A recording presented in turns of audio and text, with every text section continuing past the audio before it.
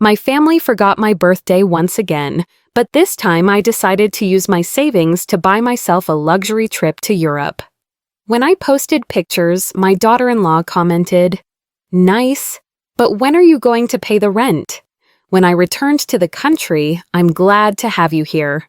Follow my story until the end and comment the city you're watching from so I can see how far my story has reached." I woke up on October 15th with that familiar knot in my stomach. 61 years old today. I lay there for a moment staring at the ceiling, wondering if this year would be different. Maybe Michael would remember. Maybe he'd call early like he used to when he was little, bursting into my room with homemade cards and crooked smiles. The silence stretched on. No phone calls, no texts, nothing. I made myself coffee in the kitchen of my small apartment, the same routine I'd followed for the past 3 years since Harold died. The morning news droned on about traffic and weather, but I wasn't really listening. I kept glancing at my phone, willing it to ring. By noon, I couldn't pretend anymore. Michael had forgotten again. It wasn't just Michael, though. It was everyone. My sister Linda, who lived 2 hours away, but might as well have been on another planet. My old coworkers from the insurance office, where I'd spent 35 years filing claims and answering phones. Even Mrs. Peterson from next door, who used to bake me cookies every birthday when Harold was alive. I sat at my kitchen table staring at the single birthday card I'd received from my dentist's office, a generic card with a cartoon tooth wearing a party hat. "Have a bright smile on your special day." It read. I almost laughed, but it came out more like a sob. The afternoon dragged by. I tried to keep busy reorganizing my closet dusting shelves that didn't need dusting. Every hour that passed without acknowledgement felt like another layer of invisibility settling over me. Was this what the rest of my life would be? Floating through days that mattered to no one but myself. Around 400, I decided to drive to Michael's house. Maybe he was just busy. Maybe Addison had planned something. Maybe I was being dramatic. Their house sat in one of those newer developments where every lawn looked identical and every driveway had 2 SUVs. I'd helped them with the down payment 3 years ago, dipping into the savings Harold and I had built together. It's for family, I'd told myself then. It's what mothers do. I knocked on the front door, holding a small gift bag with a book I'd picked up for my grandson Tyler. At 8 years old, he was starting to read chapter books, and I remembered how much Michael had loved adventure stories at that age. Addison answered the door, still in her yoga clothes, even though it was late afternoon. Her blonde hair was pulled back in a perfect ponytail, and she had that slightly annoyed expression she always wore when I showed up unexpectedly. "Oh, Diane. Hi." She didn't move to let me in. "Hi, sweetheart. I was just in the neighborhood and thought I'd stop by. Is Michael home? He's at work. Won't be back until 700. She glanced over her shoulder like she was hoping someone would rescue her from this conversation. "That's okay. I brought something for Tyler." I held up the gift bag. "He's at soccer practice." Addison shifted her weight from foot to foot. "Was there something you needed?" Something I needed? Like acknowledgement, like remembrance, like mattering to my own family. "No, nothing urgent. Just wanted to say hello." We stood there in awkward silence. Behind her, I could see into their spotless living room with its white furniture and carefully arranged throw pillows. Everything looked like it belonged in a magazine. Even their family photos were perfectly staged professional shots where everyone smiled at exactly the right angle. "Well, I should let you get back to your day," I said finally. "Okay, I'll tell Michael you stopped by."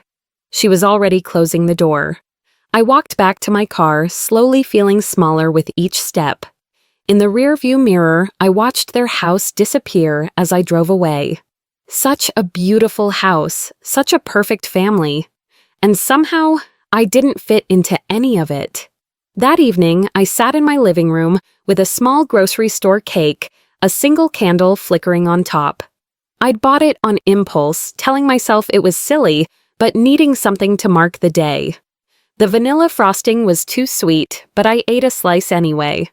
My phone finally rang at 8:30. Michael's name appeared on the screen, and for a moment my heart lifted. "Hi, Mom. Addison said you stopped by earlier." "I did. Just wanted to see how everyone was doing." "That's nice." "Hey, I meant to ask. Could you watch Tyler next Saturday? Addison and I have that charity gala thing, and our regular babysitter canceled." I closed my eyes. Of course that's why he was calling. "Sure, honey." "What time?" "Great. Maybe around 6. We probably won't be back until midnight." We talked for another few minutes about Tyler's soccer schedule and Addison's new part-time job at a boutique downtown. Normal family conversation, nothing about the date, nothing about the significance of today. When he hung up, I sat in the gathering darkness, the remains of my birthday cake growing stale on the coffee table. 61 years old, and I felt like I was disappearing more each day. Not dying exactly, but fading, becoming background noise in my own life. I looked around. My apartment really looked at it. Harold's reading chair still sat in the corner, though I'd never had the heart to sit in it myself. Our wedding photo hung on the wall, both of us so young and hopeful. My nursing degree from 40 years ago, framed and slightly crooked. This was my life, these 4 walls and the memories they held. And apparently, none of it mattered enough for anyone to remember the day I was born. The tears came then finally. Not the dramatic sobs you see in movies, but the quiet, steady kind that leave you feeling empty afterward. I cried for the birthday that went unnoticed, for the calls that never came, for the growing certainty that I'd become furniture in my own family's life. But somewhere in that emptiness, something else began to stir. A small flame of something I hadn't felt in years. Not sadness, not self-pity, but anger. Real, honest anger at being taken for granted, at being invisible, at accepting crumbs when I deserved a seat at the table. By the time I went to bed that night, the anger had settled into something quieter, but more dangerous, a resolve, a decision forming in the back of my mind, still too fragile to examine closely, but growing stronger with each forgotten hour. Tomorrow, I would do something I'd never done before. Tomorrow, I would stop waiting for my life to matter to other people and start making it matter to myself. I didn't sleep well that night. Every time I closed my eyes, I saw Michael's face when he was 7, standing on his tiptoes to reach the kitchen counter, determined to make me breakfast in bed for my birthday. He'd burned the toast and spilled orange juice all over the tray. But his smile had been so proud, so full of love. When had that changed? When had I become someone he called only when he needed a favor? The next morning, I sat at my kitchen table with my laptop open, staring at the banking website. The numbers felt surreal. After Harold's life insurance, his pension, and our modest savings, I had $47,000 sitting in accounts I rarely touched. It was supposed to be my safety net, my emergency fund, my burial money. But what was I saving it for, exactly? A future where I continued to fade into the background of everyone else's life. I'd been scrolling through travel websites for an hour, my coffee growing cold as I clicked through images of Paris cafes and Roman fountains. The prices made my stomach clench. 3 weeks in Europe would cost nearly $15,000. For someone who'd clipped coupons her entire adult life, who bought generic brands and shopped clearance racks, it felt impossibly extravagant. My phone buzzed. A text from Michael. "Thanks for watching Tyler Saturday. You're a lifesaver. A lifesaver." I stared at those words until they blurred. That's what I was to them. Not a person with her own dreams and desires, but a convenient solution to their problems. I closed the laptop and walked to Harold's dresser, pulling out the bottom drawer where I kept important papers. Buried beneath insurance documents and tax returns was a small envelope I hadn't opened in 3 years. Inside were the travel brochures Harold and I had collected during our last years together. When I retire, he used to say, pointing to pictures of the Eiffel Tower and the Leaning Tower of Pisa, we're going to see everything we've missed. But Harold got sick before he could retire. Pancreatic cancer took him within 6 months of his diagnosis, and all our careful plans became memories. I kept locked away with sympathy cards and funeral programs. I spread the brochures across my kitchen table, their glossy pages showing couples our age, smiling in front of European landmarks. Harold had circled things in red pen, a cooking class, in Tuscany Annie, a Seine river cruise, a walking tour of Barcelona's Gothic quarter. The anger from last night was still there, but now it mixed with something else. Grief, yes, but also a strange kind of determination. Harold was gone, but I wasn't. Not yet. I reopened my laptop and began filling out forms. Flight to Paris. October 28th. Return November 18th. 3 weeks. Hotels in Paris, Rome, and Barcelona.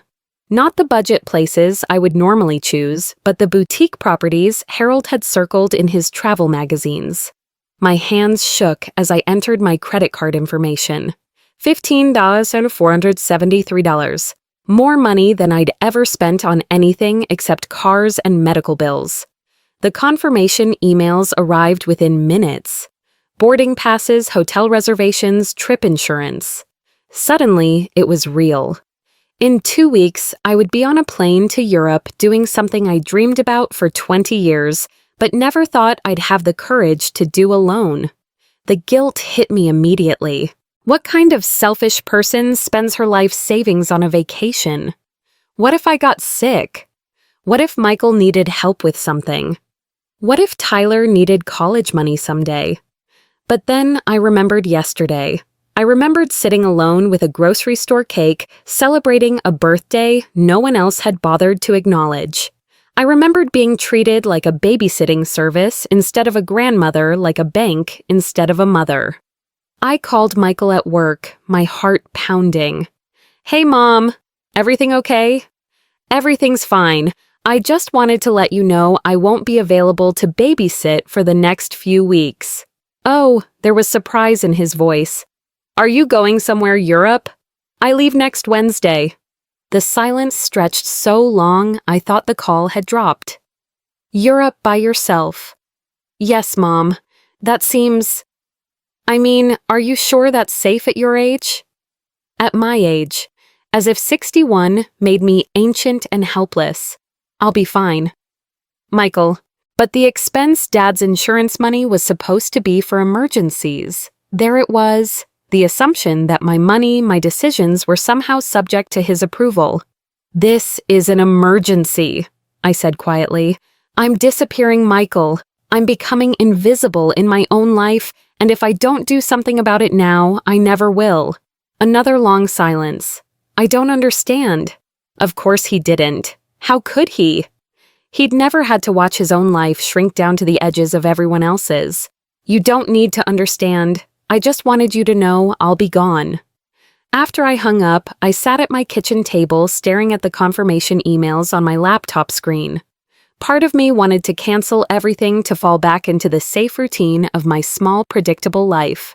Instead, I opened a new browser tab and searched for luggage. The next week passed in a blur of preparation. I bought new clothes, something I hadn't done for myself in years. Not practical things from department store sales racks, but beautiful pieces from boutiques I'd never dared enter before. A soft cashmere sweater in deep blue, a pair of leather boots that cost more than my monthly grocery budget, a coat that made me feel elegant instead of invisible. I got my hair cut and colored at an actual salon instead of the discount chain I usually used. The stylist, a young woman with purple streaks in her hair, looked at my driver's license photo and shook her head. "We're going to bring out your eyes," she said, sectioning my gray hair with professional precision. "You have beautiful bone structure. We just need to show it off." When she turned my chair toward the mirror, I barely recognized myself. The woman looking back had silver hair that caught the light cheekbones that seemed more defined eyes that looked alive instead of resigned. "You look amazing," the stylist said. And for the first time in years, I believed it. I didn't tell many people about the trip. Mrs. Peterson from next door agreed to water my plants. I arranged for my mail to be held. I called my doctor's office to make sure my prescriptions were current. The night before my flight, I packed my new clothes carefully in the suitcase I'd bought. Not the duffel bag I'd used for overnight trips to visit Linda, but real luggage with wheels and compartments for everything I might need. As I folded the cashmere sweater, my phone rang. Michael again. "Mom, I've been thinking about this trip. Yes, maybe Addison and I could come visit while you're there. Make it a family vacation." I stopped folding. Even my one act of independence, and he wanted to make it about them. "No, Michael. No, this is something I need to do alone." "But Mom, I'm 61 years old. I've spent the last 40 years taking care of other people. This is for me." The words felt foreign in my mouth. Selfish and strange, but also true. "I don't understand why you're being like this." "Like what?" "Like a person with my own wants and needs. Like someone who matters." "I know you don't understand," I said. "But maybe when I get back, we can talk about that." That night, I lay in bed, listening to the familiar sounds of my apartment, the refrigerator humming the upstairs neighbors' television cars passing on the street below. Sounds that had become the soundtrack to my loneliness. Tomorrow, I would hear different sounds. Airport announcements and jet engines and languages I didn't understand. I would sleep in beds I'd never slept in before, eat food I'd never tasted, see sights I'd only dreamed about. For the first time since Harold died, I felt excited about tomorrow instead of resigned to it. The rebellion had begun. The airplane food was terrible, but I didn't care. I was sitting in a window seat, watching the Atlantic Ocean stretch endlessly below, and for the first time in years, I felt truly awake. The elderly man next to me was reading a French phrasebook, muttering pronunciations under his breath. When he noticed me watching, he smiled. "First time to Paris?" he asked. "Yes, first time anywhere." "Really?" "You're in for a treat. My wife and I went for our 50th anniversary last year. Changed our whole perspective on life." I wanted to ask him what he meant, but the flight attendant was coming around with customs forms and the moment passed. Still, his words stayed with me as we descended through the clouds toward Charles de Gaulle Airport. The hotel in Paris was nothing like anywhere I'd ever stayed. The lobby had marble floors and crystal chandeliers, and the concierge spoke to me in accented English that made even mundane directions sound elegant. My room was on the 4th floor with tall windows that opened onto a view of tree-lined streets and Haussmannian buildings with their distinctive iron balconies. I set my suitcase down and walked to the window. Below me, Parisians moved with purpose along the sidewalks.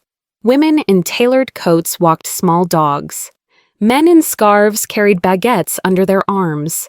Everyone seemed to belong exactly where they were. For a moment, the old anxiety crept in. What was I doing here? I didn't speak French. I didn't know how anything worked. I was a 61-year-old widow from Ohio who had no business pretending she could navigate a foreign city alone. But then I remembered Michael's voice on the phone. At your age, I remembered Addison's impatient expression at the door. I remembered my birthday cake eaten alone in the dark. I unpacked my new clothes, hanging them carefully in the ornate wardrobe. The cashmere sweater looked different here, more sophisticated somehow. The leather boots seemed ready for adventures I'd never dared to imagine. That first evening, I walked to a small bistro the concierge had recommended. The hostess seated me at a tiny table by the window, and I ordered the first thing on the menu I could pronounce: Coco Van Sylve. The wine arrived first, a glass of red that tasted like nothing I'd ever had at home. It was earthy and complex, and after 2 sips, I felt my shoulders relax for the first time in months. When the food came, it was a revelation. The chicken fell off the bone, and the sauce was rich with wine and herbs that made my whole mouth come alive. I ate slowly, watching people pass by on the street outside. A couple argued passionately in rapid French, their hands gesturing wildly. Two teenage girls shared a cigarette and laughed at something on one of their phones. An elderly woman walked by with a small cart full of groceries, nodding politely to people she passed. Nobody looked at me with pity or impatience.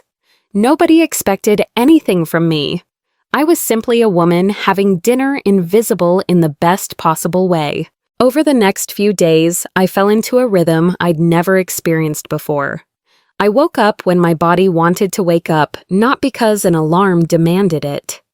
I ate breakfast at the hotel's garden terrace, where the coffee was strong and the croissants flaked butter onto my fingers.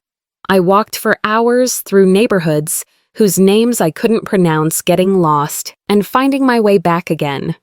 In the Marais district, I discovered vintage shops selling clothes from decades past.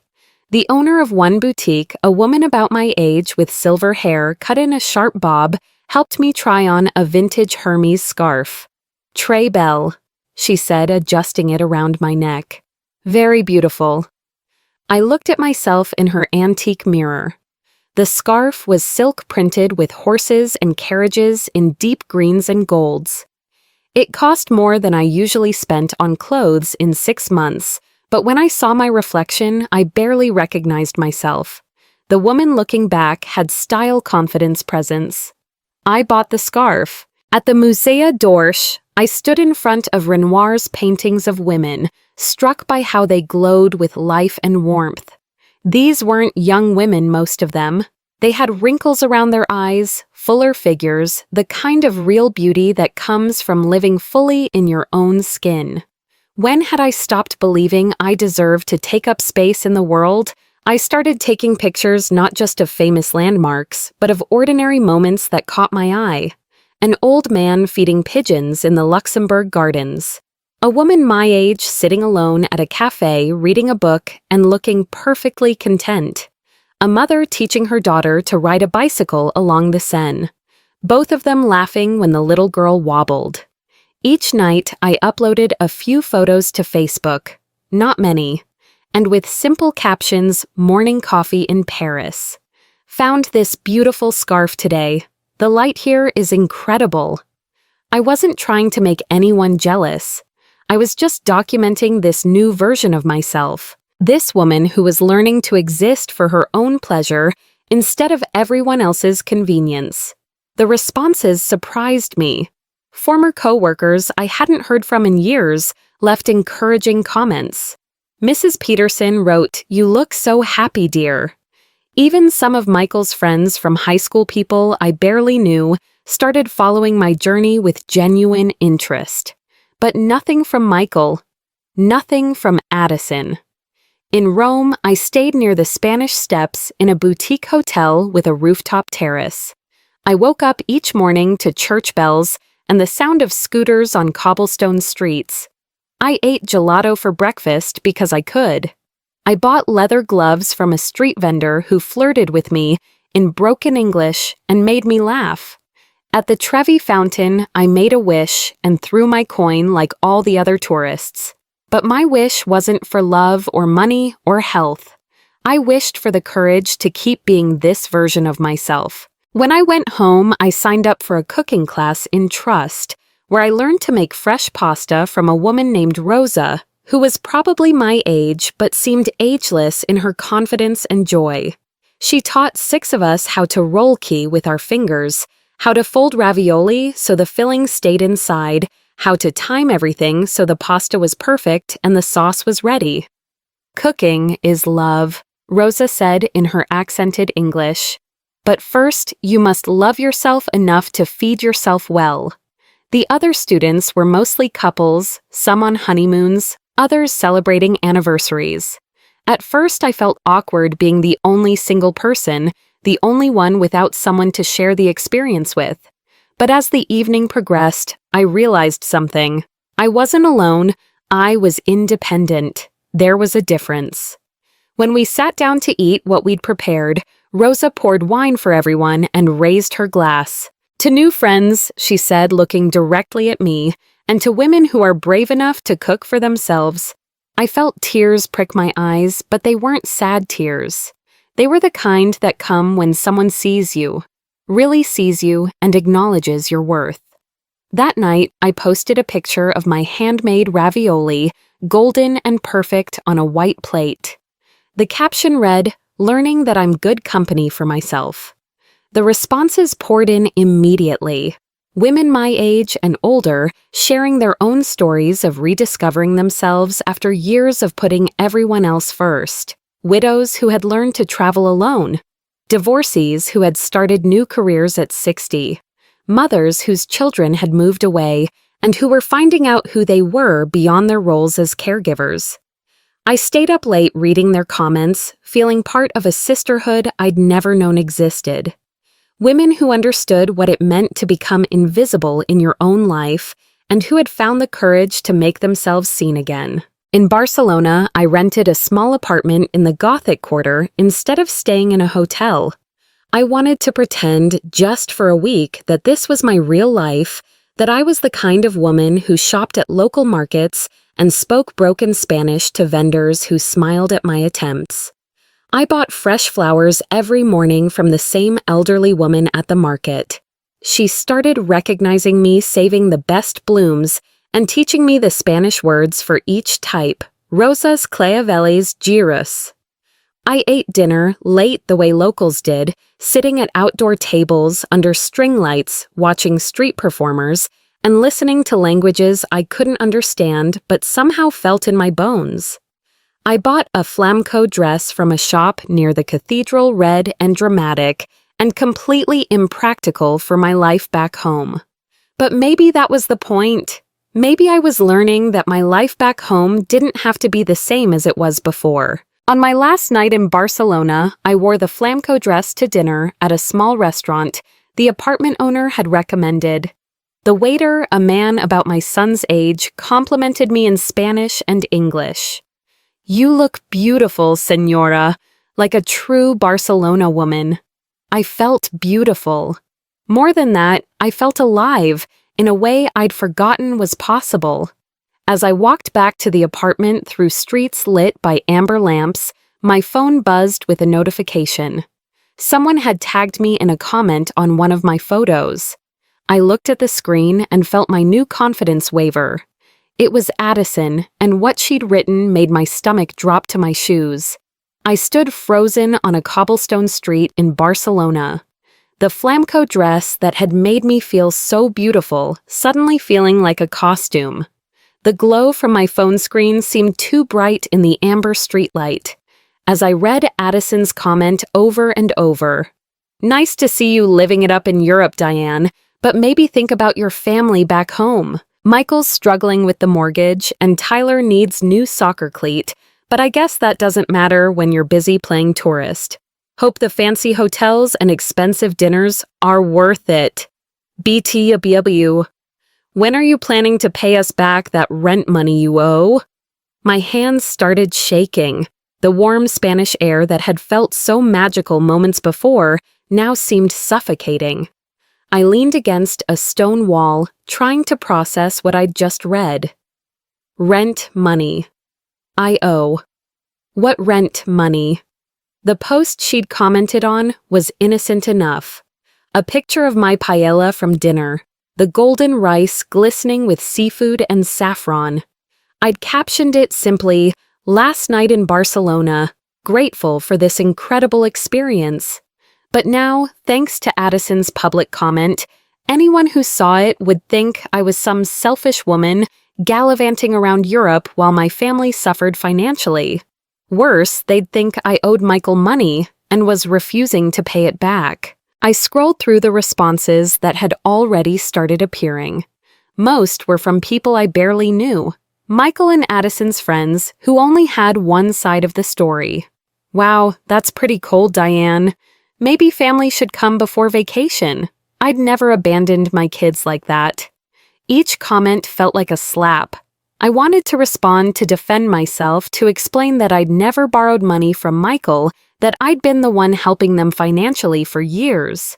But I also knew that engaging would only make it worse, turn it into a public family fight that would humiliate everyone.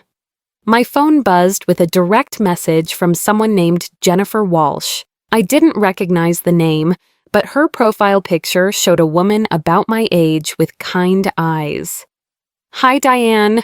I don't know you personally, but I've been following your European adventure through mutual friends' shares. That comment from your daughter-in-law was completely inappropriate and unfair. I've been where you are. Family members who expect you to fund their lifestyle while treating you like garbage. Don't let her steal your joy. You deserve this trip, and so much more." The message made me tear up. A complete stranger could see the situation more clearly than my own family. I walked the rest of the way back to my apartment in a daze. The streets that had charmed me all week now felt foreign and lonely. I climbed the narrow stairs to my temporary home, my heels echoing in the stairwell. Inside, I poured myself a glass of the wine I'd bought at the local market and sat at the small balcony table overlooking the Gothic Quarter. The medieval buildings that had seemed so romantic earlier now felt like ancient witnesses to my humiliation. I opened my laptop and started typing a response to Addison's comment, then deleted it. Started again, deleted again. What could I say that wouldn't make things worse? Instead, I called Michael. It was early evening in Ohio, and he answered on the second ring. "Mom, how's the trip?" His voice sounded normal, friendly, even as if his wife hadn't just publicly attacked me an hour ago. "Michael, we need to talk about Addison's comment." A pause. "What comment?" "The one she just posted on my Facebook about rent money I supposedly owe you."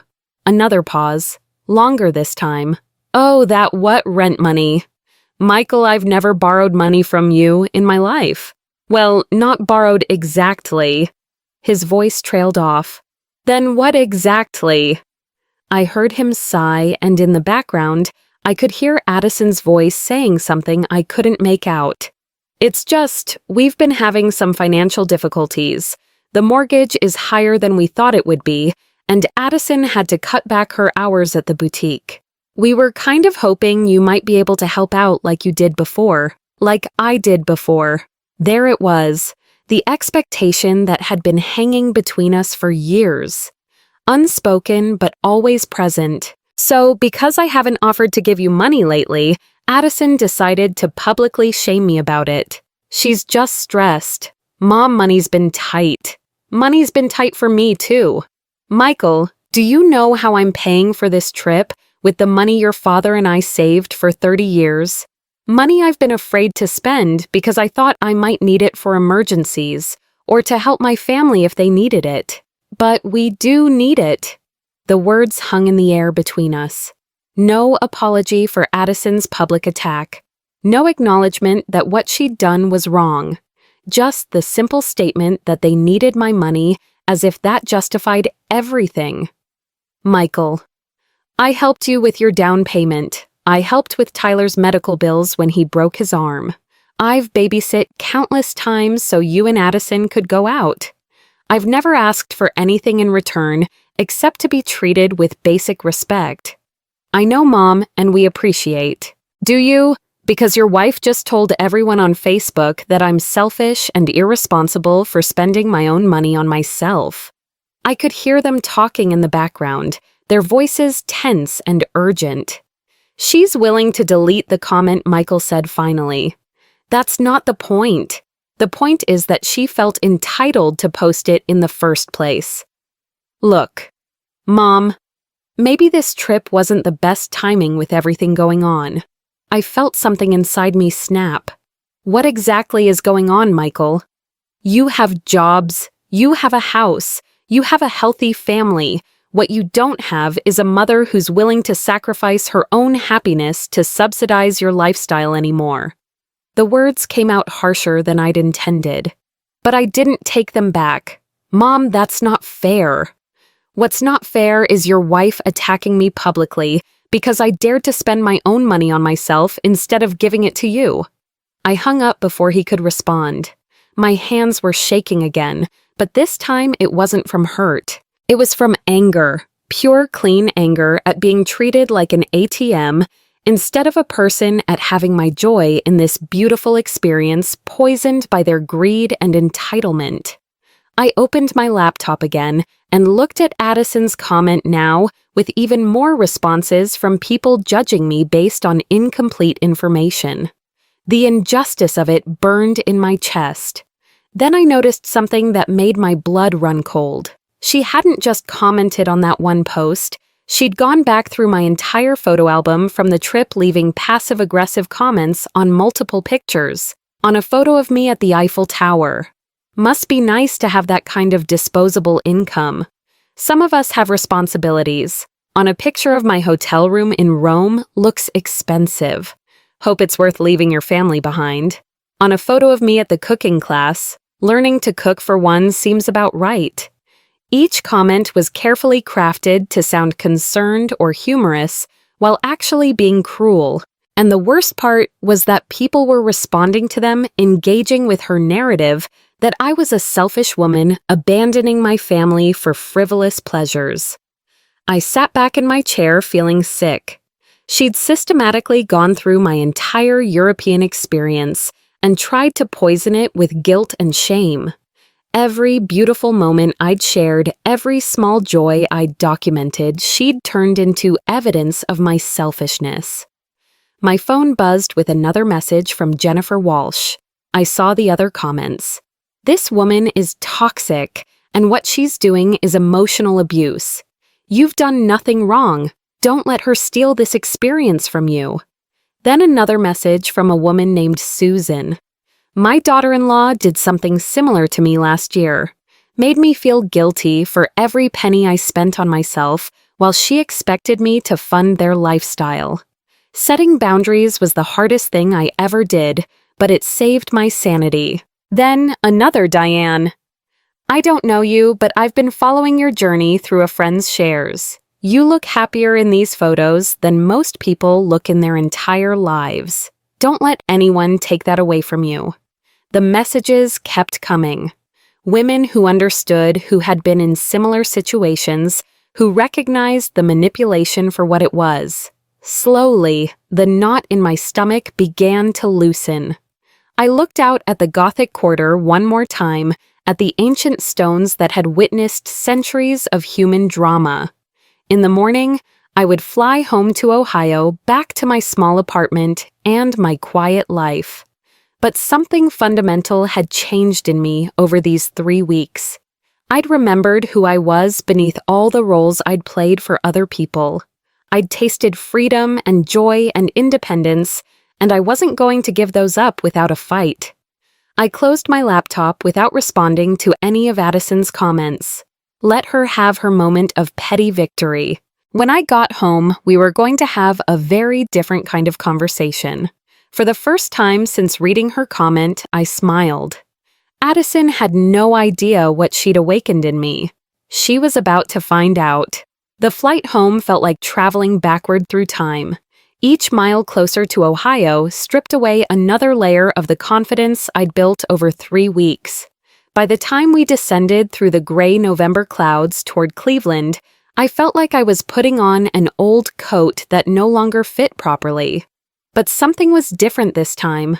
The woman who had left for Europe might have shrunk back into her old patterns of accommodation and silence. The woman returning had tasted something else entirely. I took a taxi home instead of calling Michael for a ride.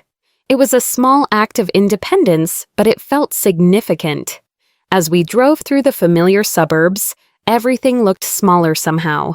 The strip malls and chain restaurants that had once defined my geography now seemed limited, predictable. My apartment felt like a museum of my former life. Harold's chair still sat in the corner. The throw pillows were exactly where I'd left them. Even the stack of mail Mrs. Peterson had placed on my kitchen counter seemed to belong to someone else.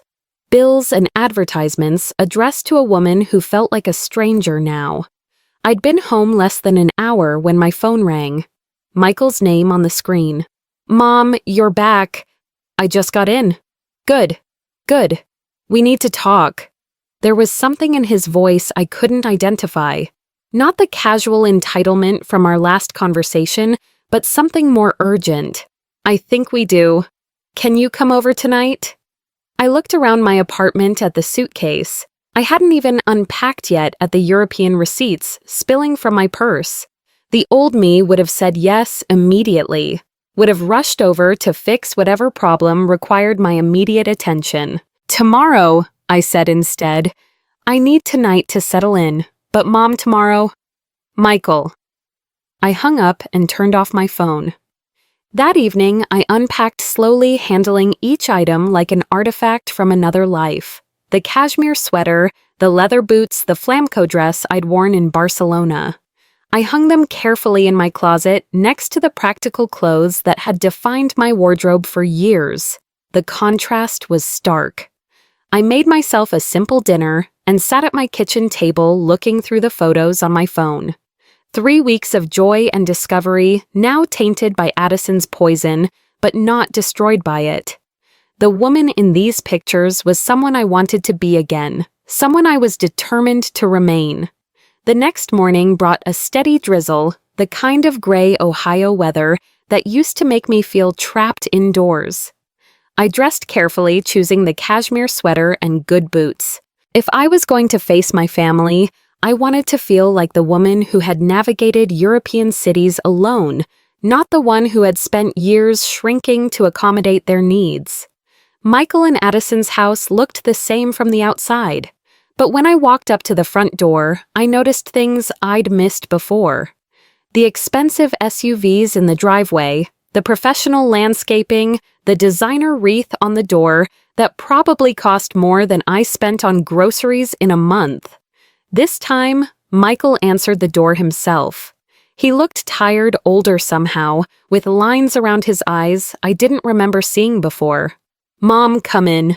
The house felt different too, tenser. Addison was sitting at their kitchen island, her laptop open. Tyler's homework spread around her. She looked up when I entered but didn't smile. "How was your trip?" she asked, her tone carefully neutral. "Educational." Tyler was at the kitchen table working on what looked like a math worksheet. He glanced up and gave me a small wave. "Hi, Grandma Diane. Dad said you went to Spain." "Spain and France and Italy," I said, sitting down next to him. "I brought you something." I pulled a small package from my purse, a Barcelona football jersey I'd found in a shop near the cathedral. Tyler's eyes lit up as he unfolded it. "Cool. Can I try it on?" "Finish your homework first," Addison said sharply. I looked at her. Really looked at her. The perfect makeup, the designer, athleisure wear, the way she commanded the space like she owned it, which I realized she did. This house, this life, this family dynamic, she had shaped all of it. "Tyler, why don't you go upstairs and work on your homework?" Michael suggested. "We need to talk to Grandma about some grown-up stuff." After Tyler left, the three of us sat in silence for a moment. I waited for them to speak first. So Addison finally said, closing her laptop with a decisive snap, "We need to address some things." "Yes, we do. Look, I know you're upset about my Facebook comments, but you have to understand our position here." I kept my expression neutral. "Which position is that?" Michael shifted uncomfortably in his chair. "Mom, things have been really hard since you left. Addison's hours got cut at the boutique, and my commission at the dealership has been down. We're behind on the mortgage." "I see. And how is that my responsibility?" The question hung in the air like smoke. Addison's perfectly composed expression flickered for just a moment. "It's not about responsibility," she said carefully. "It's about family, helping family. You know, like family does. Like family does." I repeated slowly. "Tell me, Addison, what exactly have you done for me lately?" "As family." She blinked clearly, not expecting the question. What do you mean? I mean, you keep talking about family, helping family, so I'm curious what help you've provided to me. Well, we include you in holidays. You include me like I'm a guest instead of Michael's mother. Michael tried to intervene. Mom, that's not... When was the last time either of you called me just to see how I was doing? Not to ask for babysitting or help with something, but just to check on me. Neither of them answered. When was the last time you remembered my birthday without me having to remind you? The silence stretched longer. Have either of you ever asked me what I want? What I dream about, what I need? Addison's composure was cracking. This isn't about what you want, Diane. This is about doing what's right for the family. Whose family? Because from where I'm sitting, it looks like I'm not actually part of your family. I'm just a resource you tap when you need something. That's not true, Michael said, but his voice lacked conviction. I pulled out my phone and opened my banking app. Let me share something with you both. In the past 5 years, I've given you $47,000. Down payment help car repairs. Tyler's medical bills, that emergency loan when your air conditioning broke. Their eyes widened. I don't think they'd ever calculated the total. In that same 5 years, how much money have you spent on me? And I don't mean obligatory birthday gifts. I mean actually investing in my happiness or well-being. Neither of them spoke. The answer is 0. You've spent $0 on me, but you've taken $47,000. And then when I finally spend my own money on myself, you publicly shamed me for it. Addison's face was flushing now. We never asked you to keep track like that. We thought you wanted to help. I did want to help because I love my family. But there's a difference between helping and being used. Used? Michael's voice rose. Mom, that's a terrible thing to say. Is it? Tell me what would happen if I needed help? If I got sick or couldn't take care of myself anymore, would you be there for me the way I've been there for you? The question clearly made them uncomfortable. They exchanged a look that told me everything I needed to know. Of course we would, Addison said, but it sounded rehearsed. Would you, or would I be an inconvenience? Another burden on your already tight budget. Mom, you're being unfair. Michael said, we care about you. You care about what I can do for you. There's a difference. I stood up, smoothing my sweater. I want to show you something. I pulled out my phone and scrolled to the photos from my trip. Not the ones I'd posted publicly, but the candid shots I'd taken for myself. Me laughing with Rosa in the cooking class. Me trying on the vintage scarf in Paris. Me sitting alone at a cafe in Barcelona looking genuinely content. This is what I look like when I'm happy, I said, holding up the phone. When was the last time you saw me look like this here? They stared at the photos without speaking. I found out something important on this trip. I found out that I'm good company for myself, that I can make my own decisions and live my own life and be perfectly fine without constantly worrying about everyone else's problems. So what are you saying? Addison's voice was sharp, now defensive. I'm saying that the old arrangement is over. I'm not your emergency fund anymore. I'm not your automatic babysitter. I'm not the person you can count on to solve your problems while you ignore my existence. Michael looked stricken. Mom, you can't just cut us off. I'm not cutting you off. I'm establishing boundaries. If you want a relationship with me, it needs to be based on mutual respect and genuine affection, not financial convenience. Addison stood up abruptly. This is ridiculous. You're being selfish and dramatic. I looked at her for a long moment. Addison, you went through my Facebook photos and left nasty comments designed to make me feel guilty for being happy. You tried to turn my joy into shame, and you call me dramatic. Her face went pale. I think you should leave, she said quietly. I was planning to. I walked toward the door, then turned back. Michael, If you want to have a real relationship with your mother, not your bank account, but your mother, you know where to find me. But if you choose to side with someone who treats me with such disrespect, then you've made your choice. I left them sitting in their perfect kitchen in their perfect house, surrounded by all the things my money had helped them buy. As I drove home through the gray afternoon, I felt something I hadn't expected: relief. For years, I'd been afraid that setting boundaries would mean losing my family. Now I realized I'd never really had them to lose, but I had something else now. I had myself back. The war wasn't over, but the first battle had been won. 3 weeks passed in silence. No calls from Michael, no demands for babysitting, no emergencies that required my immediate financial intervention. For the first time in years, my phone stayed quiet. And I discovered that quiet wasn't lonely, it was peaceful. I used the time to redecorate my apartment, not drastically but meaningfully. I moved Harold's chair to face the window instead of the television, creating a reading nook with good light.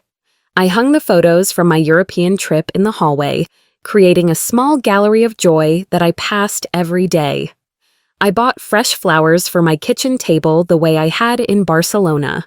Most importantly, I started cooking for myself again. Real meals, not just reheated leftovers or microwave dinners. I made Rose's ravioli recipe, taking my time with each step, savoring the process as much as the result. I also started saying no to things. When the church called asking me to coordinate the holiday bake sale, I politely declined. When my neighbor, Mrs. Peterson, hinted that she could use help with her Christmas shopping, I suggested she hire one of the teenagers in the building. Each no felt like a small liberation. On a Thursday afternoon in early December, as I was wrapping Christmas gifts I'd actually chosen with care instead of obligation, my doorbell rang. I looked through the peephole and saw Michael standing alone in the hallway. He was wearing his work clothes, but his tie was loose and his hair looked like he'd been running his hands through it. I opened the door but didn't invite him in. Mom. Michael. We looked at each other for a moment. He seemed smaller somehow, less sure of himself than I'd ever seen him. Can I come in, please? I stepped aside, but I didn't offer him coffee or ask him to sit down. Old habits. He stood in my living room, looking around as if seeing it for the first time. His eyes lingered on the European photos, then moved to the fresh flowers on my table. The place looks different. I've made some changes. Mom, we need to talk. I'm listening. He took a deep breath. Addison and we've been having problems. I didn't respond. For once, I wasn't going to make it easier for him by asking the right questions or expressing the right concern. She's been angry since you left that day. Really angry. At first it was at you, but then he trailed off. Then what? Then I started thinking about what you said about how we treat you, and I realized you were right. The admission seemed to cost him something. He sat down heavily on my couch, his shoulders sagging. I never meant for it to be like that, Mom. I swear I didn't. But it was like that. Yeah, it was. We sat in silence for a moment. Outside, I could hear children playing in the apartment complex courtyard, their voices bright with the kind of carefreeness I was still learning to reclaim. Addison said I had to choose. Michael continued, between supporting her version of things or having a relationship with you. My heart clenched, and I told her that any woman who would ask me to choose between her and my mother wasn't someone I wanted to be married to. I stared at him. What? We're getting divorced. Mom. I filed the papers last week. The news hit me like a physical blow. Not because I was devastated. If I was being honest, Addison's absence from my life had been a relief, but because of what it meant for Tyler, for Michael, for the life they'd built together. Michael. I never wanted. I know this isn't about you. Well, not entirely. He looked up at me, and I saw Harold in his eyes for a moment. She showed me who she really was when she attacked you online. The woman I married wouldn't have done that. Or maybe she would have, and I just never wanted to see it. What about Tyler joint custody? He'll be with me half the time. Michael's expressions softened. He's been asking about your trip. He wants to see those pictures you posted. He's welcome to come over anytime. That's actually why I'm here. Michael shifted forward on the couch. I want to ask you something, but I want you to know that it's okay to say no. I'll understand if you say no. I raised an eyebrow. Tyler and I need a place to stay while the house sells and I figure out what's next. Addison gets to keep it temporarily, but I can't afford the mortgage on my own anyway. He took a shaky breath. I was wondering if we could rent your spare bedroom for a few months. I'd pay you actual rent market rate, and I'd help with groceries and utilities, equal partners, not you taking care of us. The request hung between us. 3 months ago, I would have said yes immediately, would have moved mountains to help my son in crisis. Now, I found myself actually considering the implications. What would that look like day to day? He seemed surprised by the question. What do you mean? I mean, what are your expectations? Would you expect me to babysit Tyler while you work? Cook dinner every night? Clean up after both of you? Michael's face reened. No. God, no. Mom, I'm 38 years old. I can take care of myself and my son. I'm asking to rent a room, not asking you to be our housekeeper. And if Tyler gets sick and needs someone to stay home with him, I take time off work or I arrange for a sitter. You're his grandmother, not his backup parent. I studied his face, looking for signs of the entitlement that had characterized our relationship for so long. Instead, I saw something I hadn't seen in years. Genuine respect. What about Addison? Would she be coming here to pick up Tyler? I'd handle all of that. She wouldn't need to interact with you at all. I nodded slowly. I need some time to think about it. Of course, take all the time you need. He stood to leave, then paused at the door. Mom, I'm sorry for everything. For taking you for granted, for letting Addison treat you the way she did, for not seeing how much you were sacrificing for us. I'm sorry it took lowing my marriage to figure it out, but I'm glad I figured it out. After he left, I sat in Harold's chair by the window, watching the afternoon light fade across the courtyard. The old me would have called him back immediately, would have assured him that of course he and Tyler could stay, would have started mentally rearranging my life to accommodate theirs. Instead, I made myself a cup of tea and really thought about it. Having Tyler around would be wonderful.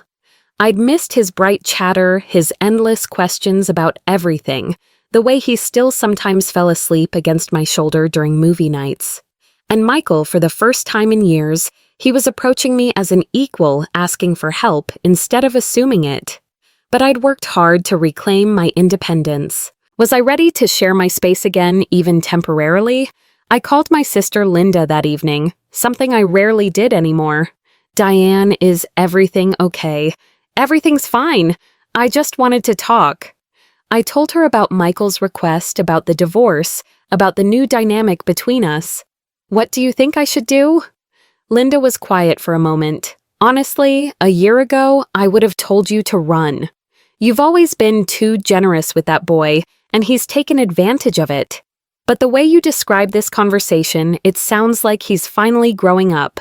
So you think I should say yes? I think you should do whatever feels right to you, not what feels right for Michael or for Tyler or for anyone else. What feels right for Diane. That night, I lay in bed thinking about the question. What felt right for me, the answer, when it came, surprised me with its clarity. 2 days later, Michael came back for my answer. This time, I invited him to sit at my kitchen table, and I made us both coffee. I've thought about your request, I said, and I'm willing to try it. With conditions. Hope flickered in his eyes. What conditions? I pulled out a piece of paper where I'd written everything down. First, this is a rental agreement between adults. You pay me $800 a month, which includes utilities.